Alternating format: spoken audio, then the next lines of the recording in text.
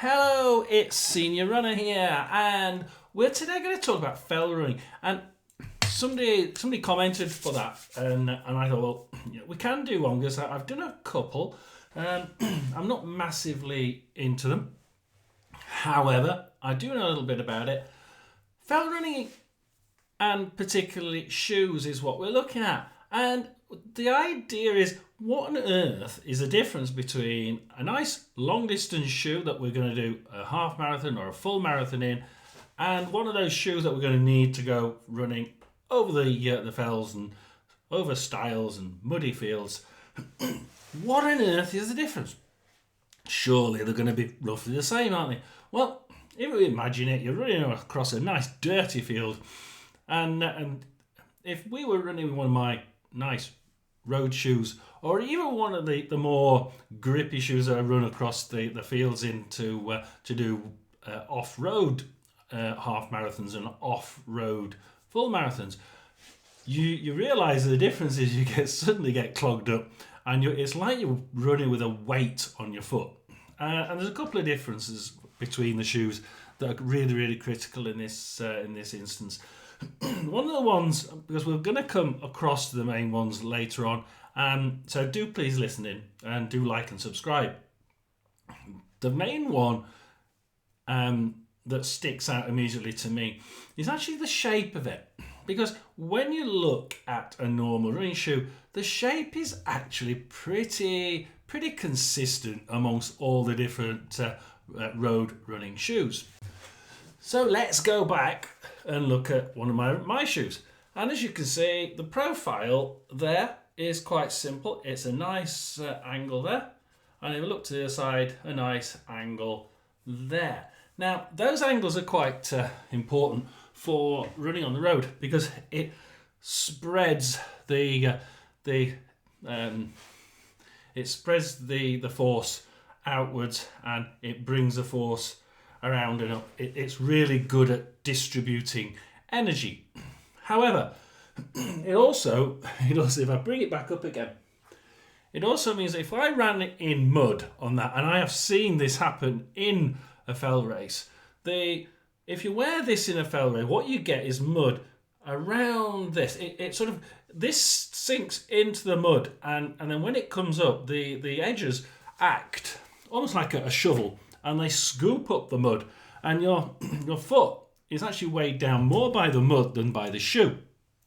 Which, on one particular fell race, I remember somebody at the front, he's running through this field, and he hit a really, really boggy patch. His foot went in halfway up the shoe, and as he pulled it out, his shoe got left behind, and the lad actually finished about sort of third in the race with one shoe. Now, amazingly enough, he actually went back and tried to find it, and it was sunk in the mud, so he couldn't find it.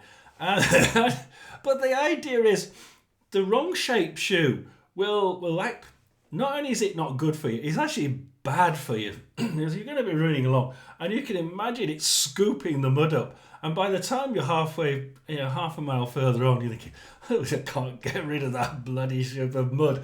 And you're really like, you really shouldn't have worn them. Really shouldn't have worn them. The idea of running in normal, well, what we'll call road shoes, is quite bad. But we can run in road shoes on off-road half marathons and off-road runs. But the ground's got to be known to be hard, and it's got to be known that you're not going to sink into mud. As soon as you start thinking mud, you can't do it. Now, the other point is, as we go on quickly, is the bottom of it. As you can see, this one has very light. It's quite worn down there, but they have a slight grip on them, but not always a really big grip. In fact, if you're running a running shoe, I've got the video for the running shoe if you want to have a look at it. They have to be as light as they can, but they still need to be able to absorb as much energy as you can. And it's like a balance. Do you really need it as light as possible? But then if you go too light and it's just like a sock, it's not absorbing any of the energy. And those little angles that we saw, big angles in some case, they help absorb that energy. but then they add weight. So on the running shoe side, like as per my video on running shoes, it's really important. It's a balance between the weight and the shape of it and how it absorbs energy. But it's not quite as much of an issue when you're running over fell running. So do you need to absorb energy? Yes, you do. However, a lot of what you're running on, the ground naturally absorbs the energy anyway, and your body is more prone to being scooped over, pushing up, bending over. It's more of a get up, get over that style, get around the corner. It's a lot more movement involved in it of the body, basically. So the energies are moving from side to side, up, down. They're moving all over the place. So what we need is a shoe that doesn't scoop. So the sides of those shoes at the bottom of the sole, you'll see them nearly always a little bit more rounded. So as soon as you go into the shops and you're thinking, wow, I need a fell running shoe, you'll see the people immediately point to the shoes over there, the running ones with the rounded edges, and you'll think, oh, they don't look like running shoes. No, they're not, because they need to be rounded edges. Let's get that mud dropping off nicely. The other point that we need to do, so we've got the shape, the other point we need to do is grip. So moving on from shape, grip. Number 2, the bottom of your shoes needs to have a really good grip. Now, you can put massive grips on these, but then if you put too big a grip on these, you're going to start getting mud coagulating between the different bits of the grip, and again you get sticky mud on the bottom of a shoe. So what you were trying to do is get a nice level of grip without it being too stupid. And we're going to get mud and stones between them, especially stones. I get a lot of stones that are gripping between them, and if you run with about a dozen stones on each foot, you're going to really start to, it just feels uncomfortable, and it's a little bit extra weight, but not an awful lot. So we're trying to get a nice level of grip that's not going to pick anything up, stones, wood, mud especially, but we don't want it to be so slim that when you get to that stile, you put your foot on that wet stile and it's going to be muddy. There's going to be people in front of you that splash mud all over it. You've got to think, if you've got a plank in front of you with a load of mud on it, you're going over and you're going head first. So you need to have a good shoe with a good grip. But it's essential that grip isn't too small. You'll slip over. It is essential that your grip isn't too large. And some people think, oh, the larger the better, the bigger, they get more grip. Yeah, it would certainly help, certainly getting through the mud. Absolutely, if you've got really big grip, like they would run with spikes. I've seen people run on small off-road courses with spikes. The spikes hit the ground, and if the ground's hard enough, it enables you to get more traction forward.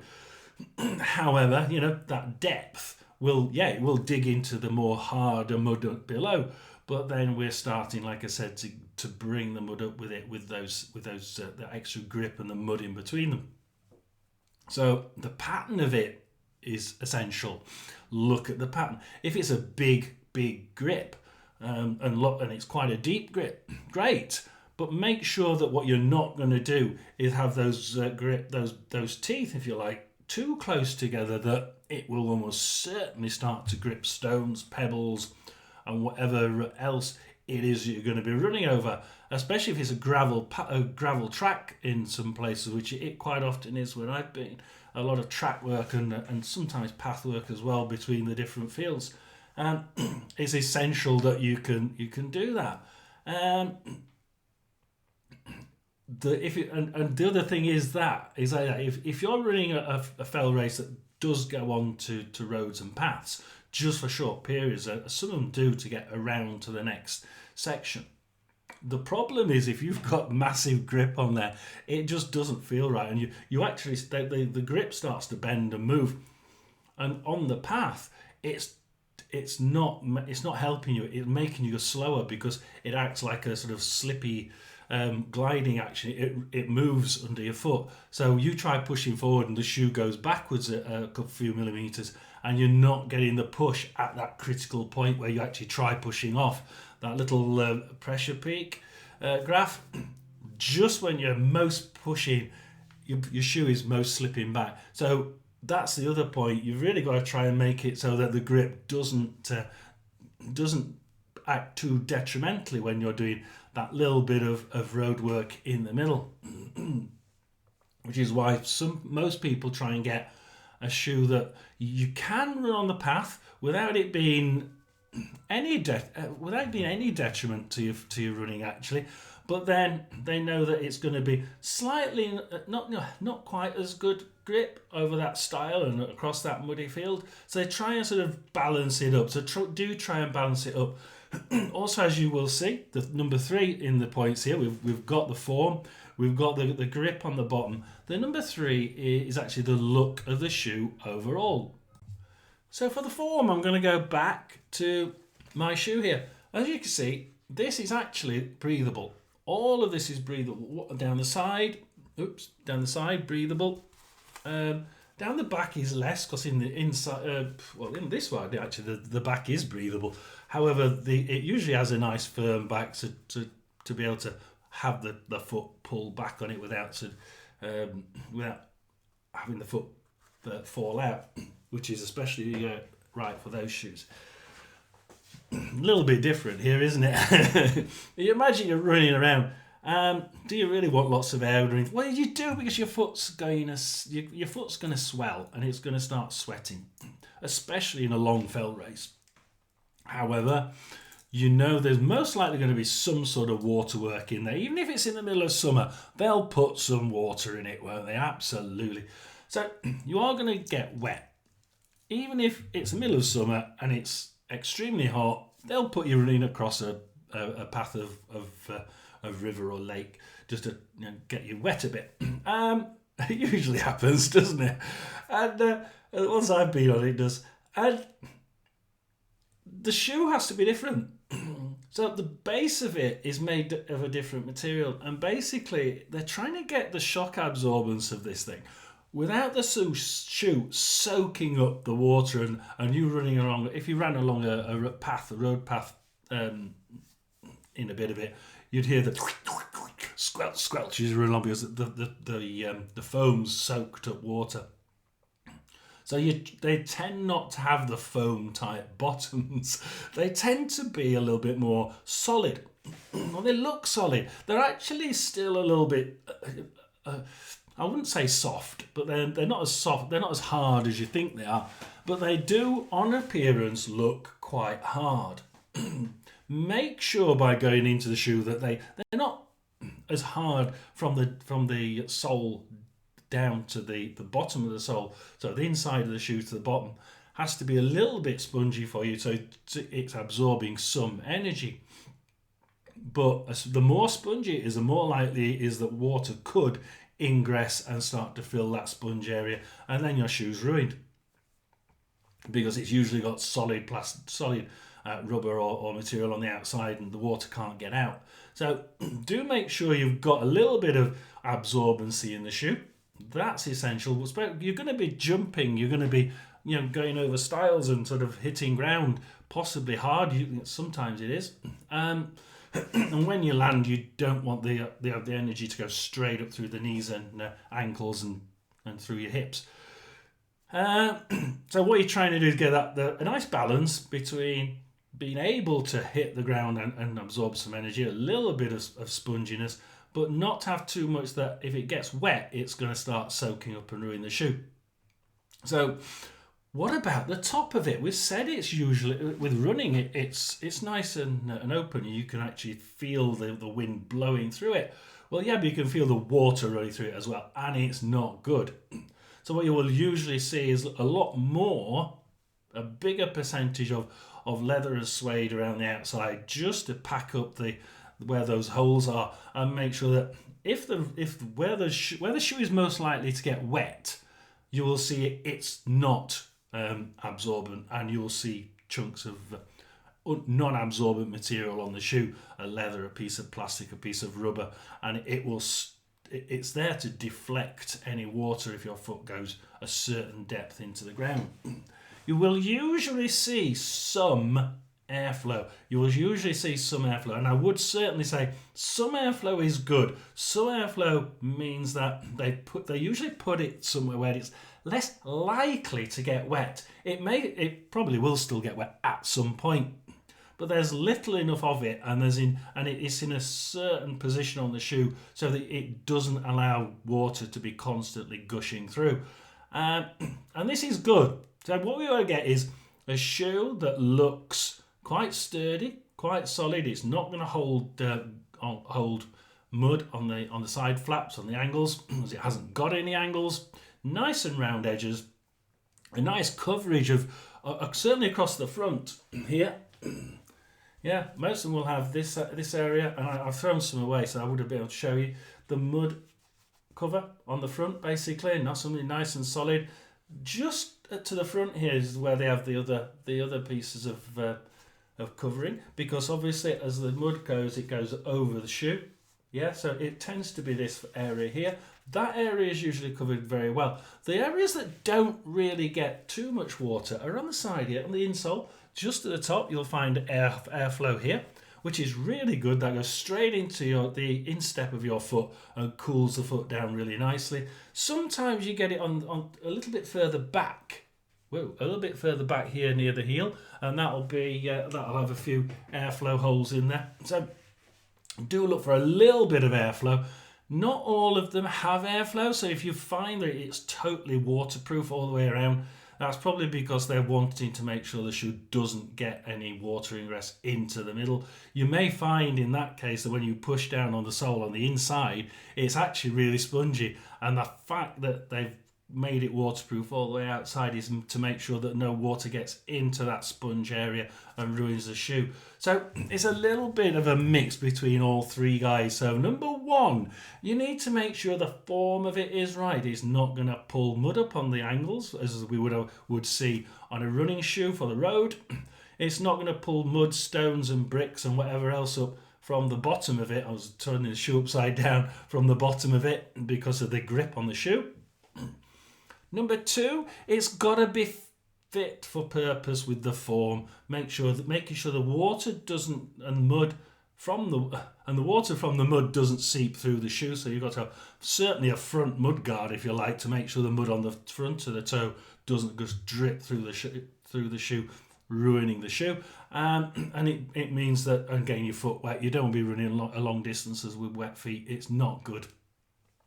And then you've got to hopefully have one or two areas where the mud's less likely to get through and water less likely to come through with it, by having a little bit of airflow just to try and get that foot cooled down just a little bit. So that's the fit, the form, and make sure that everything is absolutely up to date, as we've said. So they're the three things that we've really got to look at, and hopefully you've taken it all on board. Do you remember the three F's? Fit, form, and flow, or airflow. So they're the three things you're going to try and do and try and look at. They are critical, and they are all different from a running shoe. Hopefully that sort of helps one or two of you looking for fell running shoes, because I've seen a few, and including the one that lost his shoe because he ran in standard road running shoes, foam shoes with a nice angle, and he just lost it in the middle of the gooey mud. Did finish third though, so I wonder what he would have done with the shoes. With two shoes, sorry. So yeah, it's an interesting thing, fell running. It's good and enjoyable. If you are thinking about whether you should do it, it's because of the distance. It's quite amazing because you get to see some great places and great views. And the some of them are mixed. Some of them, like, you can see a great view, then you'll see an industrial area. Then you'll suddenly an industrial view, and you'll go across the fields again, and you're in moorland. And yeah, some of them are absolutely brilliant. You get to see some great places. there's the camaraderie is brilliant. I would say the camaraderie in a fell running event is actually greater than a road running one. And I do road running as a majority, but the fell running, I found the people and the togetherness of this community is just brilliant. And you don't have to do well; you just have to compete, you know. And as you're running, if you're just competing and you're somewhere in the middle, stroke back, you can see the people you're running on ahead. They'll help you across, they'll help you through, they'll pull you over that stile. It's brilliant because like people don't care about where they are, they care about finishing it and helping other people finish. It's great fun, it's enjoyable, but like you do need to make sure you're dressed properly. The shoes, believe it or not, are absolutely essential. Yeah, you've got to make sure the clothes are equally as robust.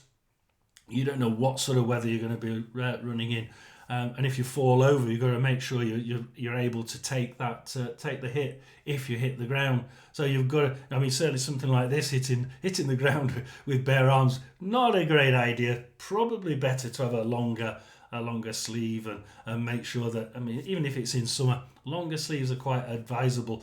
You may fall over and especially if it's muddy, you don't know where you're going to land. You really want to be sort of just a little bit